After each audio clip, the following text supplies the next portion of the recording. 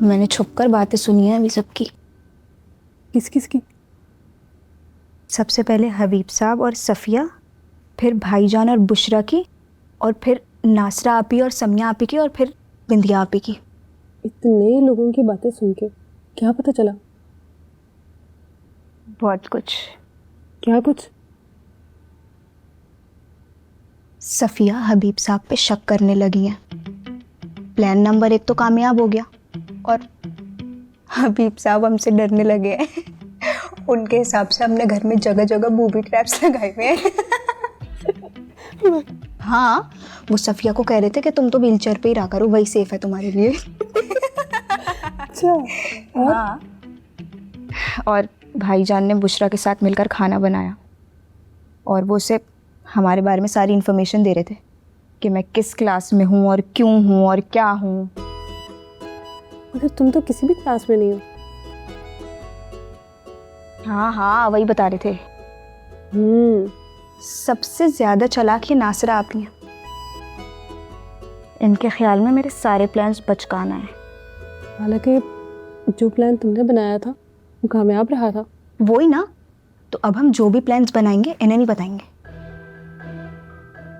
मगर वो कॉन्ट्रैक्ट? वो तो सिर्फ इस बात के लिए था कि हम आपस में लड़े ना और बुशरा को मिलके भगाएं। हाँ, ये तो है। बाहर लॉन में फूल है? क्यों? मुझे मेज खाली लग रही है, सोचूं यहाँ बीच में फूल रख दूं। रहने दो बस, जो इतनी मेहनत कर ली है ना, ये भी सारी जाया होने वाली है। फूल तो रहने दो। जाया क्यों होने वाली है? आपने देखा नहीं, मशरकी बहुएं अपने ससुराल वालों को मजे मजे के खाने खिलाकर घर की चाबियां हथिया लेती हैं। अच्छा, और ऐसा कहाँ होता है? कुकिंग ऑयल के इश्तेहारों में। देखा नहीं, सारा खानदान टेबल पे बैठा होता है छुरी कांटे लेके कि अभी बहू आएगी, गरम तेल कढ़ाई में डालेगी, बिरयानी बनाएगी, फिश फ्राई करेगी, चप्पल कबाब बनाएगी, और हम सारे मुंह फाड़ फाड़ के खाएंगे। वो खाना खाने के बाद मान जाते हैं, ये खाना खाने के बाद भी नहीं मानेंगे। मैंने हर तरह से ट्राई कर लिया। आप देखें अभी इरफान। ओके। मैं तो देख ही रहा हूँ। ये सोचता था यूं ही जाएगी गुजर, चल ये वहाँ जहाँ पे ले गई डगर।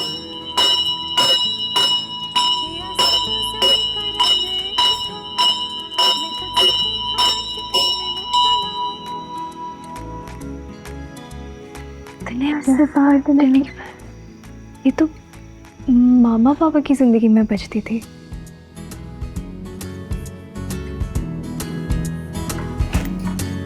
झूठ मूठ का था रिश्ता तेरा मेरा, मगर नसीब ने क्या काम कर दिया।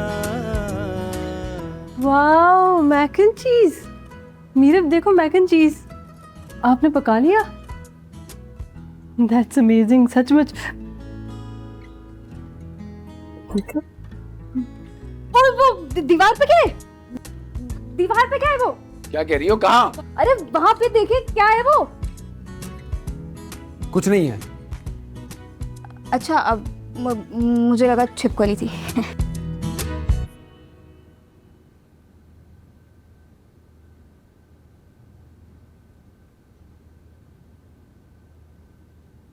ये सब किसने बनाया? भाईजान, क्रॉकरी किसने निकाली है? बुशरा ने। क्या हुआ?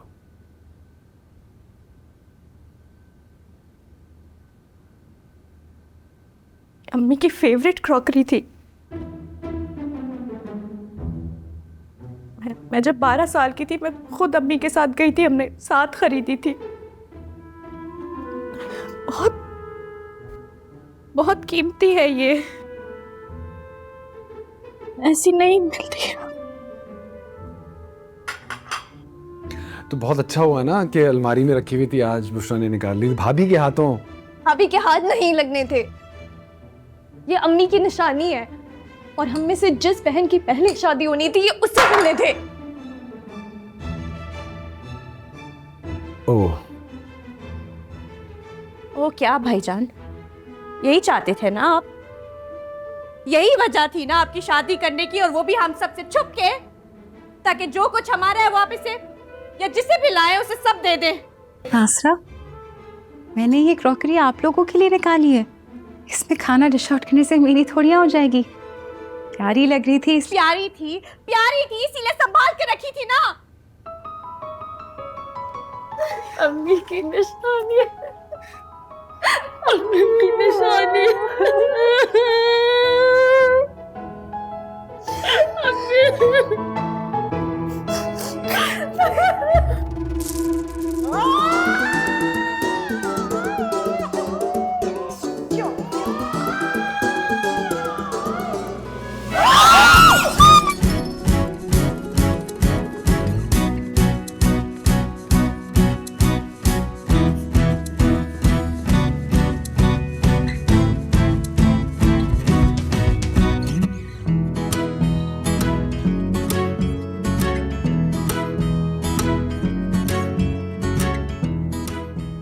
मर गए। देखा, बड़ी बहनों ने ज्यादा अच्छा प्लान कर रखा था। कैसा परेशान किया सबको, और हम अब ये खा भी नहीं सकते। इतना नमक डाल दिया तुमने। दूसरी डिश भी ज़ाया ही हुई। वो कैसे? तुम मुझसे बड़ी हो ना, हर चीज़ मुझसे क्यों पूछती हो? इतनी इतनी डम क्यों हो तुम? मैं डम नहीं हूँ, तुम सब लोग बहुत चालाक हो। इस घर में सिर्फ मैं ही मासूम हूँ। क्या मासूम? ओह माय गॉड, कैसे? प्लीज एक्सप्लेन करो जरा। वो ऐसे हाँ। कि तुम सब लोगों को कितने आइडियाज आ रहे हैं जी। भगाने के, और मुझे कुछ समझ ही नहीं आ रहा कि हो क्या रहा है। ये मासूमियत नहीं, ये डमनेस है। मेरी बहन नूरिया, तुम डम हो।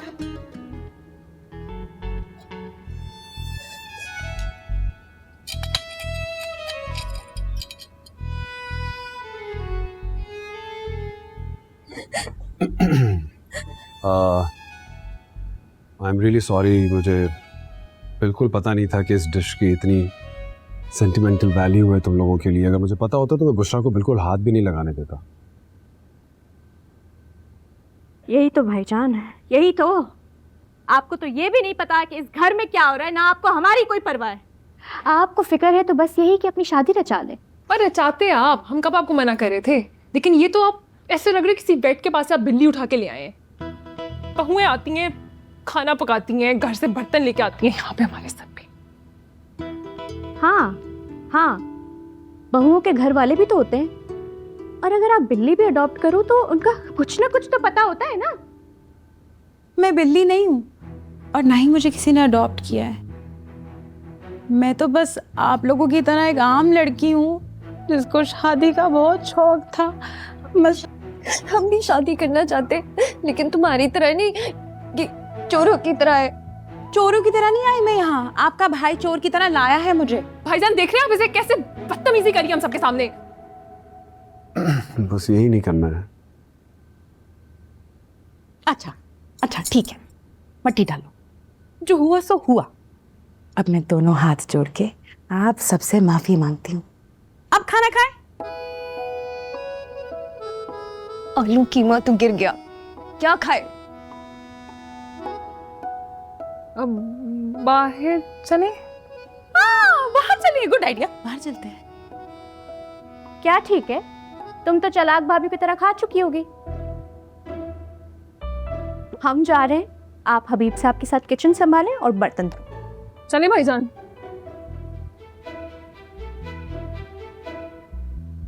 चले भाईजान?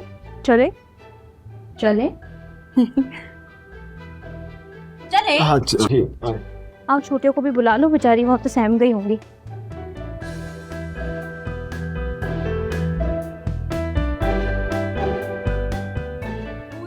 मीरा, चलो खाने खाने बाहर जा रहे हैं।